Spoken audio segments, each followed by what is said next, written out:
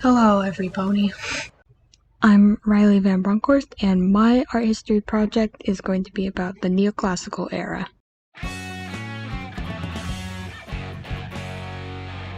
You might be wondering, why did I choose the Neoclassical style and specifics? I chose it because I thought the style was interesting, and I'm kinda want to explore it a little bit more for this video. If you don't know what Neoclassicism is, it was an art movement that sought to evoke the style of classical antiquity in writing, painting, sculpting, and architecture found in Greek and Roman culture. It was the most popular between the late 18th century and early 19th century, but it still has influence today. One of the pieces that was put at the beginning of the video was Oath of the Hierarchy, an oil painting by Jacques Louis David that was completed in 1785.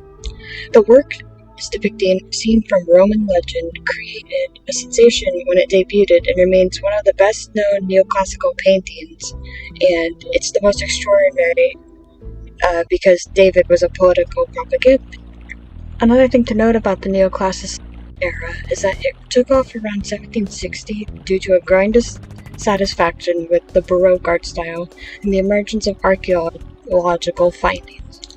There were quite a lot of neoclassical artists that were regarded as preeminent leaders of this era, and like I mentioned before, Jacques Louis David was one of them. Another artist in the neoclassical period was Antonio Canova. Canova was an Italian sculptor and made sculptures mainly that were put up in churches.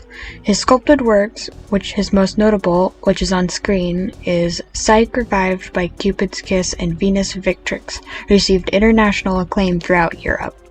Canova served as a European authority on neoclassical sculpting until his death in 1822. Neoclassicism didn't end in quite as spectacular fashion as its predecessor, but it did diminish in popularity over time.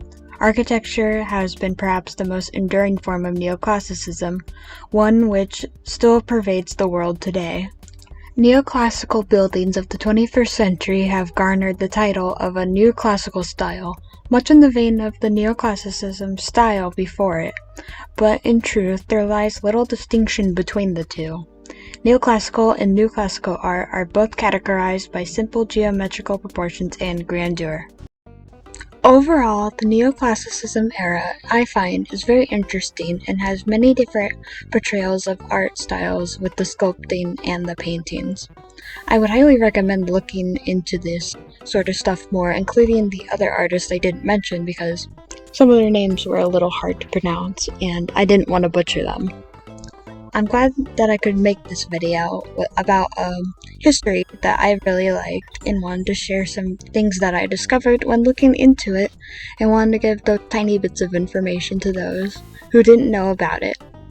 Thank you for listening and taking your time. Have a good day.